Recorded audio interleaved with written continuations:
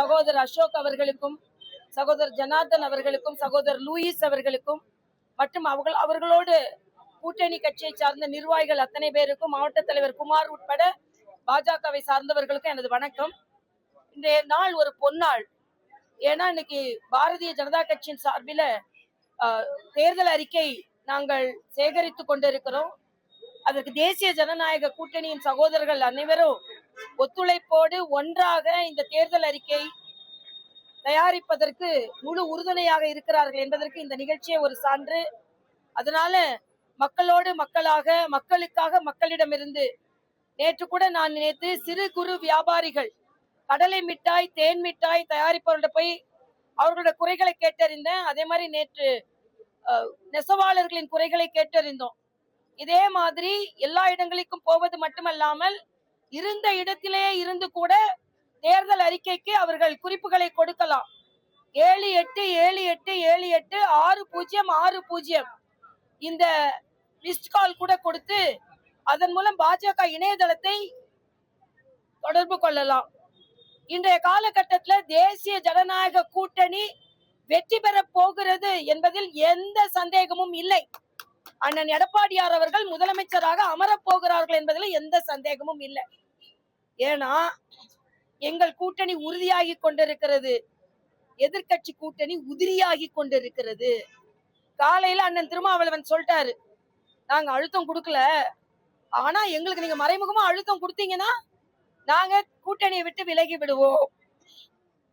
தம்பி கார்த்திக் சிதம்பரம் சொல்றாரு, என்ன குழு அமைக்கல, ஏன்ட்ட வந்து என் கேள்வி கேக்குறீங்க, முதலமைச்சர் போய் கேள்வி கேளுங்க அப்படின்னு.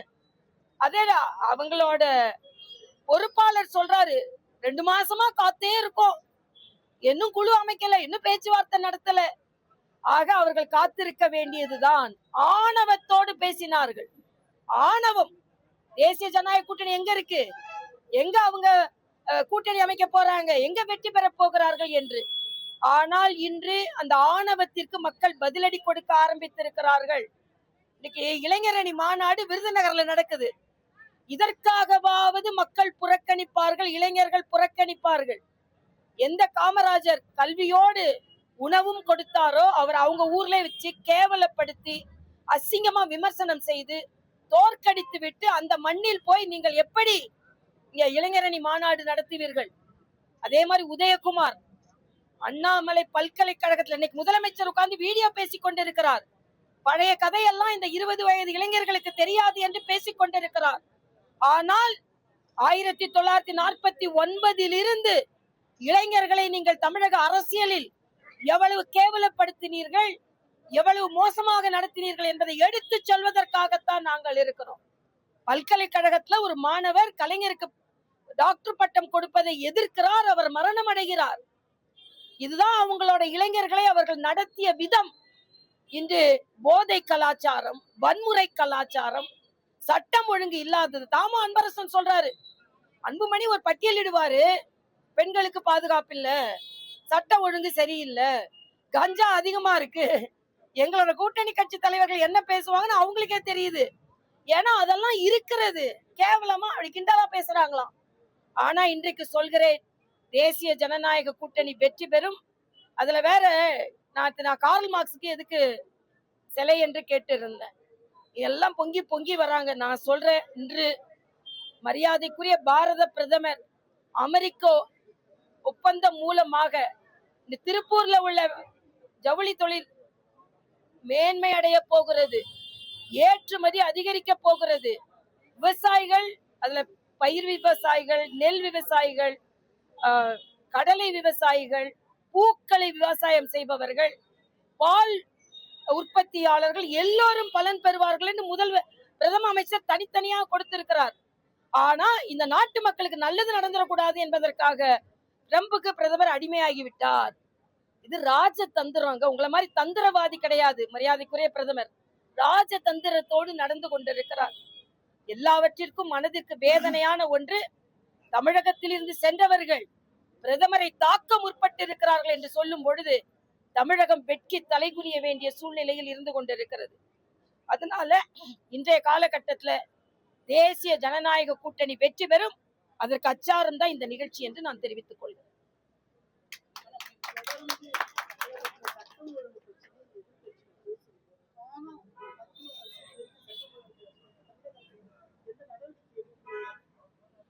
இதுல நேரடியா நடவடிக்கை எல்லாம் எடுக்க முடியாது. என்னென்ன விதத்துல சட்டம் ஒழுங்கை பாதுகாக்க வேண்டியது அரசாங்கம். மக்கள் தான் அதுக்கு நடவடிக்கை எடுக்கணும்.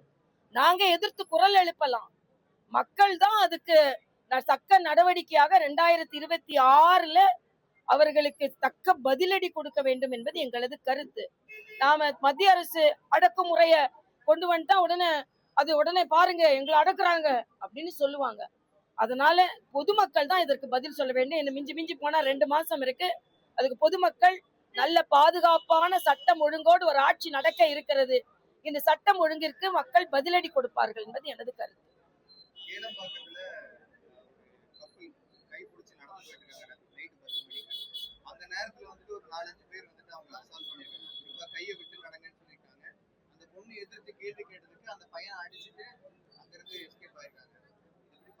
இல்ல, இது தொடர்ந்து நடைபெற்று வருகிறது. யாருக்கும் பாதுகாப்பு இல்ல. வயதானவர்களுக்கு பாதுகாப்பு இல்ல, சாலையில நடப்பவர்களுக்கு பாதுகாப்பு இல்ல. நேற்று உதயநிதி ஒரு கல்யாணத்துல போய் பெருசா பேசுறாரு. அங்கே போய் 2 பேரு அவருக்கு கொடி கட்டும் போது 2 பேர் உயிரிழந்திருக்கிறாங்க. மின்சாரம் தாக்கி உயிரிழந்திருக்கிறார்கள். இங்க ஒரு பேனர் விழுந்ததுக்கு நாம் காரணமா இல்லமா இருந்தா கூட எதிர்கட்சிகளை குறை சொல்லி கொண்டிருந்த ஸ்டாலின் இன்று 2 பேர் உயிரிழந்திருக்கிறார்கள். இதுக்கு என்ன பதில் சொல்றாங்க? ஆணவத்தின் உச்சத்தில் இருக்கிறார்கள். தனியா நடக்க முடியல, வயதானவர்கள் நடக்க முடியல, வயது பெண்கள் நடக்க முடியல, பள்ளி கல்விகள் பாதுகாப்பா இல்ல, கஞ்சா நடமாட்டம் அதிகமாக இருக்கிறது. கத்தி கத்தி படிக்க வேண்டிய பள்ளிகளில் கத்தி வைத்திருக்கிறார்கள் மாணவர்கள். சாதிய வேற்றுமை. இன்னைக்கு திருமாவளவன் போன்றவர்களுக்கோ யாருக்குமே சமூக நீதியை பற்றி பேசுவதற்கு எந்த தார்மீக உரிமையும் இல்லை. நேற்று டைம்ஸ் ஆஃப் இந்தியா பத்திரிகை எடுத்து பாருங்க. டைரக்டர் ஆஃப் டெக்னிக்கல் எஜுகேஷன் அதன் மேல நடந்து இருக்கின்ற ஹாஸ்டல்ஸ்ல புழுக்கள் நெளிகிறது சாப்பாடுல. நேற்று போய் பாருங்க. எந்த ஹாஸ்டல்லையும் எந்த வசதியும் இல்ல. நான் தெலுங்கானால கேசிஆர் அந்த ஆட்சியை விட்டு போக வேண்டும் எப்ப நினைச்சேன்னா குழந்தைகளின் ஹாஸ்டல்ல போய் பார்க்கும்போது தான் நினைச்சேன். அதே மாதிரி ஒரு வன்மையான நிலை, கொடுமையான நிலை இன்றைக்கு இருந்திருக்கு. உயர்கல்வி அமைச்சர் என்ன சொல்றாரு அதுக்கு? ஆக எந்த துறை? நான் ஒன்னொன்னு சொல்றேங்க. ஸ்டாலினோட கூட்டத்துக்கு அவங்க அமைச்சரே வரமாட்டேன்றாரு.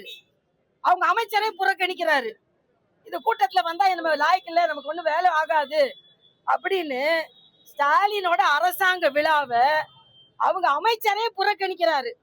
ஸ்டாலின் கோபப்படுறாரு. ஆக கூட்டணி கட்சிகளுக்கு நம்பிக்கை போய்விட்டது. திருமாவளவன் வெளியே போறேன்றாரு. கூட்டணி கட்சியான காங்கிரசுக்கு நம்பிக்கை போய்விட்டது. பிசில் அடிக்க அவங்க தயாரா இருக்கிறாங்க. அவங்க அமைச்சருக்கே நம்பிக்கை போய்விட்டது. இவர் முதலமைச்சரா எவ்வளவு வருஷம் இருக்க போறாரு?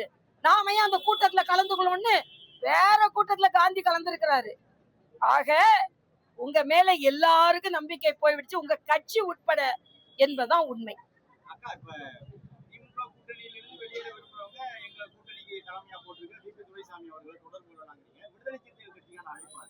யார் வேணாலும் தொடர்பு கொள்ளலாம். அவங்களை அழைக்கல, இவங்களை அழைக்கல. நான் யாரையும் சொல்லல. யாரெல்லாம் திமுக கூட்டணி வேணான்னு நினைக்கிறாங்களோ அவங்க அண்ணன் எடப்பாடியாரை போய் பார்க்கலாம். எங்க கட்சியில அண்ணன் ஒரு குழு வச்சிருக்காங்க. அங்கே வந்து அண்ணன் துரைசாமி அவர்களை பார்க்கலாம். அந்த சாமியை பார்க்கலாம், இல்லைன்னா இந்த சாமியை பார்க்கலாம். பழனிசாமியை பார்க்கலாம், இல்லைன்னா துரைசாமியை பார்க்கலாம். சாமி வேண்டாம் வேண்டாம்னு சொல்லிட்டு இன்னொன்னு இது சேகர் பாபு சொல்றாரு, முருகன் முதலமைச்சர் பக்கத்துல தான் இருப்பாராம். எப்படி? பிரதமர் வேண்டும் என்றால் திருப்பரங்குன்றம் போக வேண்டாம், 6 படை வீடுக்கும் போகட்டும்னு. உங்க முதலமைச்சரை போக சொல்லுங்க. அவங்க முதலமைச்சர் தமிழ்நாட்டுல தானே இருக்காரு. 6 படை வீடுக்கு போக சொல்லுங்க. ஏன் இந்து கோயில்களை புறக்கணிக்கிறார் அவர்?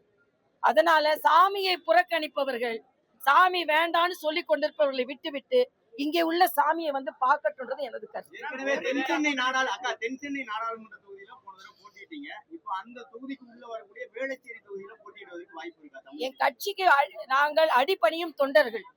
கட்சி எங்க சொல்லுதோ அங்க நாங்க போட்டி போடுவோம். அதனால நானா சொல்றது இல்ல, கட்சி எங்க போட்டி போட சொல்லுதோ அங்க. அக்காட்ட கேட்டீங்கன்னா பரவாயில்ல, என்கிட்ட கேட்கறத விட. சரிங்களா?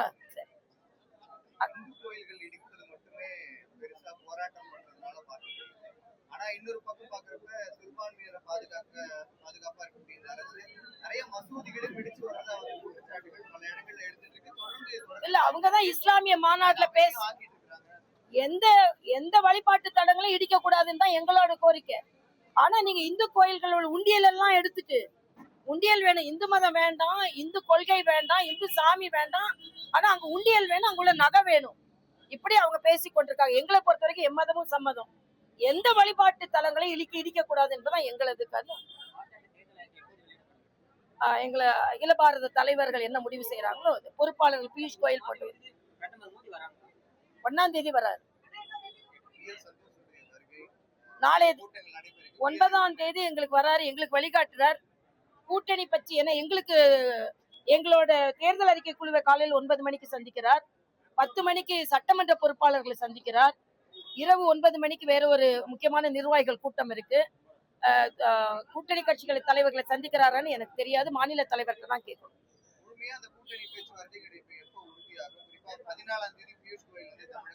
எங்க கூட்டணி முழுமையான உறுதியாகி விட்டது. அதுக்கப்புறம் பேச்சுவார்த்தை அப்பப்ப நடக்கும், ஒரு பிரச்சனையும் இல்லை. ஏன்னா நாங்கெல்லாம் சமமா பண்ணி கொண்டிருக்கோம், அவங்கதான் இப்ப அடிமையா இருக்காங்க, அவ்வளவுதான், வேற ஒண்ணும் இல்லை. இல்ல இப்போதைக்கு இல்ல, வரும்போது சொல்றேன். நாங்க வருவாரு, கட்டாயம் வருவார். திமுகவை ஆட்டம் காண்பிக்க வைப்பதற்கு அமித்ஷா கிச்சன் வருவாரு, அதனால எனக்கு வருவாரு, கவலைப்பட வேண்டாம். நன்றிங்கப்பா, நன்றி தம்பிங்களா.